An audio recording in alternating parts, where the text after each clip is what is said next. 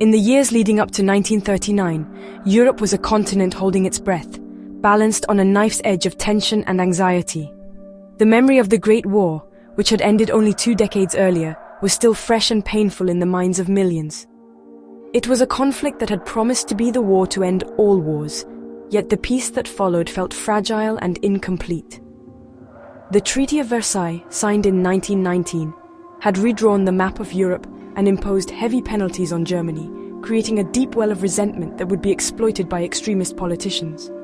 This simmering anger provided fertile ground for the rise of aggressive, nationalistic ideologies that promised to restore lost pride and power. Across the continent, democratic governments struggled to cope with the economic devastation left by the Great Depression. This widespread financial hardship made people desperate for strong leaders who offered simple solutions to complex problems. In Italy, Benito Mussolini's fascists had been in power for years, and in Germany, Adolf Hitler and his Nazi party had seized control in 1933. Hitler systematically dismantled Germany's democratic institutions, rearmed the nation in direct violation of the Versailles Treaty, and began to test the resolve of other European powers.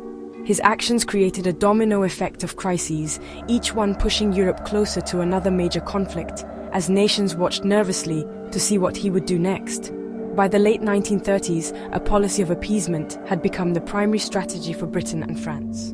Led by figures like British Prime Minister Neville Chamberlain, they believed that by giving in to some of Hitler's demands, they could avoid another catastrophic war. This was seen in 1938, when Germany annexed Austria in the Anschluss, and later when the Sudetenland region of Czechoslovakia was handed over to Germany at the Munich Conference. Chamberlain famously returned from Munich, declaring he had secured peace for our time. However, this policy only emboldened Hitler, convincing him that the Western democracies lacked the will to fight and would not stand in his way. This policy of appeasement, however well-intentioned, ultimately failed to prevent war. In March 1939, Hitler broke the promises he made at Munich and ordered his troops to occupy the rest of Czechoslovakia. This act was a turning point. It proved to Britain and France that Hitler's ambitions went far beyond simply uniting German-speaking peoples and that his word could not be trusted. In response, they finally abandoned appeasement and issued a guarantee to protect the independence of Poland, the next nation clearly in Hitler's sights. The stage was now set for a final, dramatic confrontation that would plunge the continent and the world into darkness. Adolf Hitler's foreign policy was driven by a toxic mix of racial ideology, historical grievance, and territorial ambition. At the core of his vision was the concept of Lebensraum, which translates to living space. Hitler believed that the German people, whom he considered a superior Aryan race, needed more land to expand and thrive. This land, he argued, was to be found in Eastern Europe, particularly in Poland and the Soviet Union. He envisioned a vast German empire, where the native Slavic populations would be either expelled, enslaved, or exterminated to make way for German settlers. This was not just a political goal. It was a crusade to reshape the demographic map of Europe according to his brutal racial hierarchy. A more immediate and public justification for his aggression towards Poland was the reversal of the Treaty of Versailles. Hitler and many Germans viewed the treaty as a national humiliation, a diktat forced upon them after their defeat in World War I. One of the most hated provisions of the treaty was the creation of the Polish Corridor. This strip of land was granted to the newly independent Poland to give it access to the Baltic Sea. However, it separated the German province of East Prussia from the rest of Germany, which was a source of constant friction and nationalist outrage. Hitler used the corridor as a powerful propaganda tool, claiming that Germans living there were being oppressed by the Polish government. Another key point of contention was the status of the free city of Danzig, now the Polish city of Gdansk. Danzig had a predominantly German population, but was placed under the supervision of the League of Nations to serve as a port for both Poland and Germany. Throughout 1939, Hitler intensified his demands, insisting that Danzig be returned to Germany and that Germany be granted an extraterritorial rail and road link across the Polish corridor to connect with East Prussia. These demands were framed as reasonable attempts to right the wrongs of Versailles, but in reality, they were designed to be rejected, providing Hitler with a pretext for the invasion he had already planned. Poland, backed by the new guarantees from Britain and France, refused to bow to Hitler's ultimatums. The Polish government understood that giving in to these demands would mean sacrificing their sovereignty and becoming a vassal state of Germany, just as Czechoslovakia had. They were determined to resist, and they began to mobilize their army in preparation for a potential conflict. For Hitler, Poland's refusal was exactly the outcome he wanted. It allowed him to portray Poland as an unreasonable and aggressive nation, justifying the military action he had long desired. His true goal was never just Danzig or the corridor. It was the complete destruction of the Polish state and the conquest of its land for Germany. To provide a justification for invading Poland, Hitler needed more than just political grievances. He needed to create the illusion that Germany was the victim of Polish aggression. This led to a top-secret plan codenamed Operation Himmler, a series of staged provocations designed to be blamed on Poland. The entire operation was overseen by some of the most ruthless figures in the Nazi regime, including SS chief Heinrich Himmler and Gestapo chief Heinrich Müller. The goal was simple: to manufacture a plausible reason for war that could be sold to the German people and the international community. Hitler himself made his intentions clear, telling his generals, "I shall give a propagandist reason for starting the war, no matter whether it is plausible or not." The most famous of these staged provocations was the Gleiwitz incident, which took place on the night of August 31st, 1939, just hours before the invasion was set to begin. A small unit of SS commandos, led by an officer named Alfred Naujoks, was given a strange and sinister mission. They were to disguise themselves as Polish partisans and carry out a fake attack on the German radio station at Gleiwitz, a small town on the German side of the border. The plan was meticulously crafted to look like a genuine act of Polish hostility, a final straw that would force Germany to defend itself. Dressed in Polish uniforms, Naujoks and his men stormed the radio station. They fired their guns into the air, terrorized the small staff, and broadcast a short inflammatory message in Polish, calling for Poles to take up arms against Germany. To make the scene more convincing, the Nazis had a gruesome piece of evidence ready. They brought with them the body of Franciszek Honiok, a 43-year-old Polish farmer and sympathizer who had been arrested by the Gestapo the day before. He was drugged, shot, and dressed in a Polish uniform. His body was left at the scene as proof of the Polish attack, with the Nazi press referring to him and other victims of the staged incidents as canned goods. The Gleiwitz incident was just one of nearly 24 similar staged events that occurred along the German-Polish border that night. Other fake attacks were carried out on German customs posts and forest lodges. The following morning, on September 1st, 1939, Adolf Hitler stood before the German Reichstag and delivered a fiery speech. He cited the Gleiwitz attack and the other border incidents as evidence of unbearable Polish aggression. He claimed that Germany was now forced to respond, not with war, but with a defensive action to protect its territory and its people. It was a complete fabrication, a carefully constructed lie that served as the final cynical justification for unleashing the full might of the German military on Poland. At 4:45 in the morning on September 1st, 1939, without any formal declaration of war, the German invasion of Poland began. The attack started with the German battleship Schleswig-Holstein, a relic from World War I, that was visiting Danzig on a supposed goodwill visit, opening fire on the Polish military depot at Westerplatte. Simultaneously, all along the border, over 1.5 million German soldiers, supported by thousands of tanks and aircraft, poured into Polish territory. This was not a traditional war of front lines and slow advances. It was the terrifying debut of a new form of warfare that would come to be known as Blitzkrieg, or lightning war. The core principle of Blitzkrieg was to use speed and overwhelming force to create shock and disorientation among enemy forces. The German Luftwaffe, or Air Force, played a crucial role.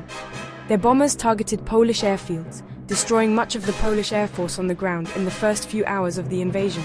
They also struck railways, communication centers and bridges to disrupt Poland's ability to mobilize and coordinate its defenses. German Stuka dive bombers, with their terrifying sirens, spread panic not just among soldiers but also among civilians, as they bombed cities, towns, and even columns of fleeing refugees. On the ground, German panzer divisions, spearheaded by fast-moving tanks, smashed through the Polish defenses. Instead of engaging in head-on battles, these armored columns bypassed strong points and drove deep into Polish territory, encircling large formations of the Polish army. The Polish military, while brave and determined, was technologically outmatched.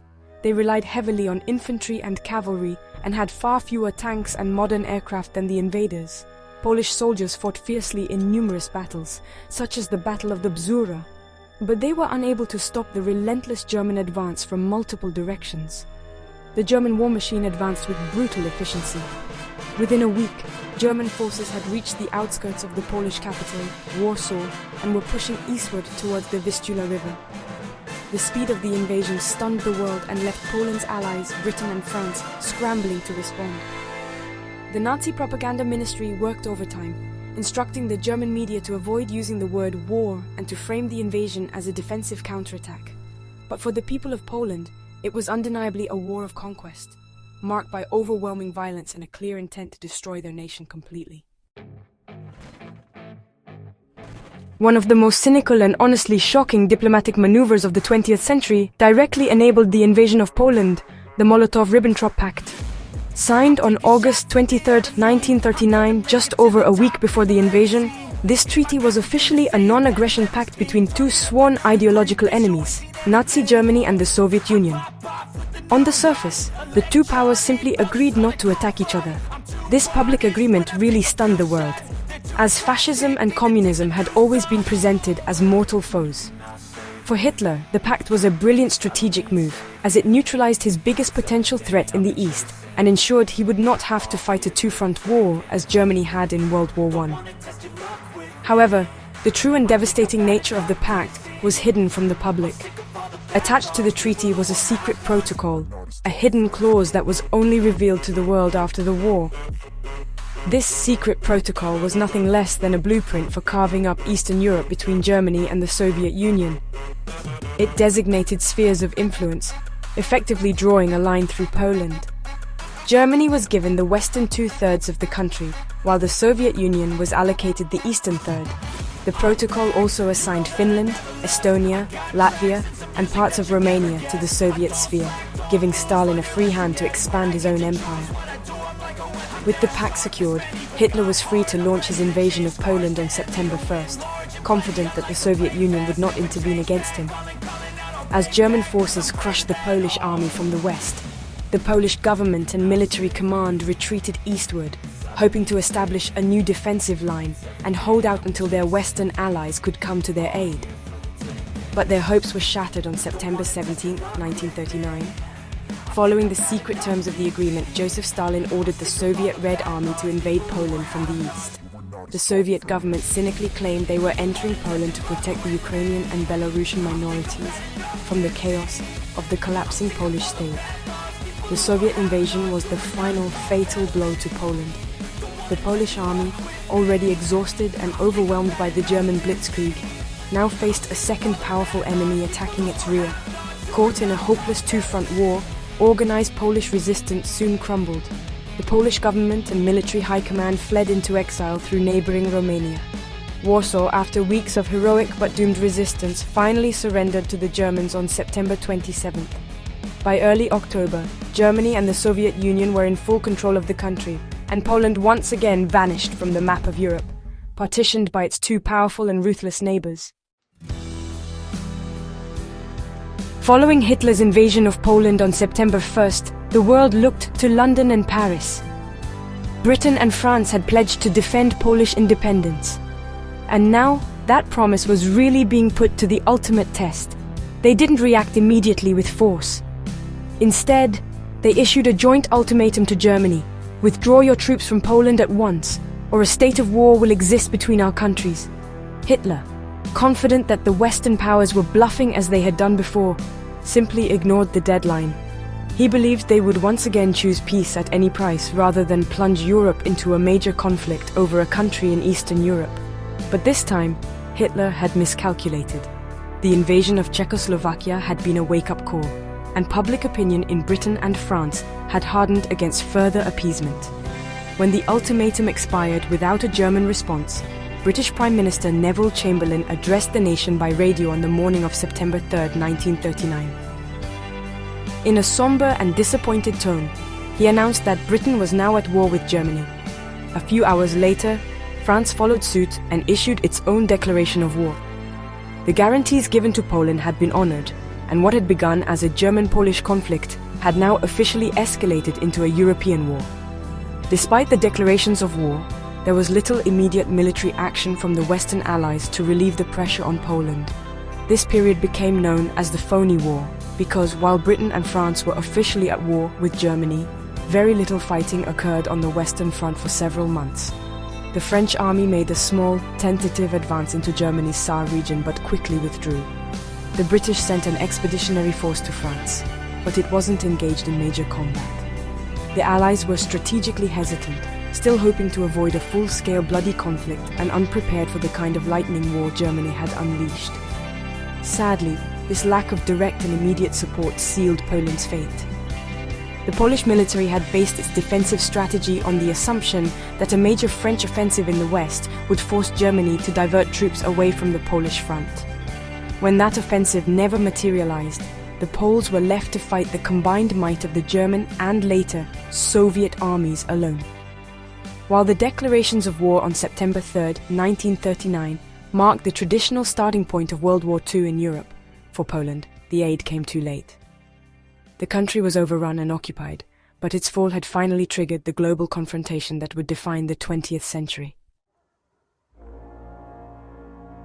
The invasion was only the beginning of Poland's suffering. The subsequent occupation by Nazi Germany and the Soviet Union was one of the most brutal in modern history, resulting in unimaginable human cost. The Nazi ideological goals of Lebensraum and racial purification were put into practice with ruthless efficiency. The German occupation was not simply about controlling territory, it was about the systematic destruction of the Polish nation, its culture, and its people. Polish political leaders, academics, artists, priests, and other members of the intelligentsia were deliberately targeted for execution in an effort to eliminate any potential for organized resistance. For Poland's Jewish population, the German occupation was the start of the Holocaust. Before the war, Poland was home to the largest Jewish community in Europe, with over 3.3 million people. The Nazis immediately began implementing their anti-Semitic policies, forcing Jews into overcrowded and sealed ghettos in cities like Warsaw and Lodz, where starvation and disease were rampant. This was a prelude to the final solution. The Nazis established their most infamous death camps, including Auschwitz-Birkenau, Treblinka and Sobibor, on occupied Polish soil. In these camps, approximately 3 million Polish Jews, about half of all the Jewish victims of the Holocaust, were systematically murdered. Civilians suffered immensely under the brutal occupation. Millions of non-Jewish Poles were expelled from their homes to make way for German settlers, especially in the territories annexed directly into the Reich.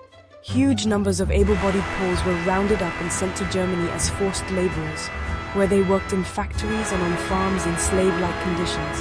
Any act of resistance was met with savage reprisals, often involving the public execution of dozens or even hundreds of innocent civilians for every German killed. The occupiers sought to crush the Polish spirit through terror, turning daily life into a constant struggle for survival. By the time the war ended in 1945, Poland had been devastated. It's estimated that over 5.5 million Polish citizens were killed, representing nearly 1/5 of the country's pre-war population. The vast majority of these victims were civilians.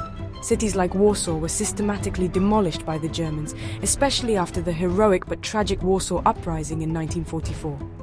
The human cost was staggering, leaving deep scars on the nation that would endure for generations. Poland's ordeal stands as a terrible testament to the full horror of Nazi ideology and the devastating consequences of total war on a civilian population. The date September 1, 1939, is traditionally taught in Western classrooms as the definitive start of World War II. This is the day Germany invaded Poland, and 2 days later, Britain and France declared war on Germany, transforming a regional conflict into a European-wide war. This perspective is logical because it marks the point at which the major European powers became directly involved in hostilities that would eventually engulf the globe. For decades, this Eurocentric view has dominated historical narratives, framing the conflict as one that began with Hitler's aggression in Europe and then expanded. However, in recent years this traditional start date has been challenged by some historians, particularly in Asia. They argue that focusing solely on 1939 ignores years of brutal conflict that were already underway in other parts of the world. From this perspective, the war did not begin in Poland but in Asia. Some Chinese scholars, for instance, argue that the true start of World War II was in 1937 with the Marco Polo Bridge incident that triggered the full-scale Second Sino-Japanese War. Japan, an Axis power alongside Germany and Italy, had launched a massive invasion of China, leading to immense bloodshed and atrocities like the rape of Nanking. An even earlier start date is sometimes proposed, 1931. In that year, Japan invaded and occupied Manchuria, a vast region in northeastern China, establishing the puppet state of Manchukuo. This act of aggression is seen by some as the first major move by an Axis power to violently expand its territory, setting a precedent that would later be followed by Italy's invasion of Ethiopia in 1935 and Germany's own expansionist policies. Proponents of these earlier dates argue that the Western-centric focus on 1939 marginalizes the long and horrific struggle that China and other nations endured against fascist aggression well before the fighting reached Europe's doorstep. Ultimately, defining a single start date for a global conflict of such complexity is difficult. The war was not a single event but a convergence of multiple overlapping regional wars that eventually merged into one massive global struggle. While the 1939 invasion of Poland was undeniably the catalyst that drew the European powers and, eventually, the United States into the war, acknowledging the earlier conflicts in Asia provides a more complete and global understanding of the path to World War II. It reminds us that the fight against fascism was being waged on multiple continents long before the first shots were fired at Westerplatte. The story of the 1939 invasion of Poland is not just a chapter in a history book. It is a powerful and enduring lesson about international relations, the nature of tyranny, and the consequences of inaction. The events of that fateful September carry echoes that continue to resonate in our world today. One of the most important lessons is the failure of appeasement. The belief that a belligerent expansionist dictator could be satisfied by concessions proved to be disastrously wrong. Each territory ceded to Hitler only strengthened his position and whetted his appetite for more, demonstrating that aggression, if not met with firm resolve, will only grow. The details of the Gleiwitz incident, which became widely known during the Nuremberg trials through the testimony of the SS officer who led it, serve as a timeless warning about propaganda and false pretexts for war. The cynical use of a staged attack to justify a full-scale invasion highlights how authoritarian regimes can manipulate information to create a casus belli and rally domestic support for their aggressive actions. This tactic has been seen in more recent conflicts, where false narratives and disinformation campaigns are used to justify military operations, reminding us to remain critical of official justifications for war, especially from non-democratic states. The legacy of the invasion also continues to shape modern geopolitics, particularly in Europe. For Poland and other Eastern European nations, the memory of being betrayed and partitioned by powerful neighbors has fostered a deep-seated distrust of both Germany and Russia for decades. It has also fueled a strong commitment to collective security alliances like NATO, which are seen as the only credible deterrent against potential future aggression. The invasion underscores the vital importance of security guarantees and the need for allies to act decisively to uphold them, a lesson that has taken on renewed urgency in the 21st century. Perhaps the most profound legacy of 1939 is the simple but powerful understanding that peace is fragile and must be actively defended. The invasion of Poland marked the moment when the world was forced to confront a brutal ideology that could not be reasoned with or contained peacefully. It taught a painful lesson that sometimes the only way to stop a bully is to stand up to them, even at great cost. The memory of Poland's sacrifice serves as a permanent reminder that the fight for freedom, sovereignty, and human dignity requires courage, unity, and the unwavering will to resist tyranny in all its forms.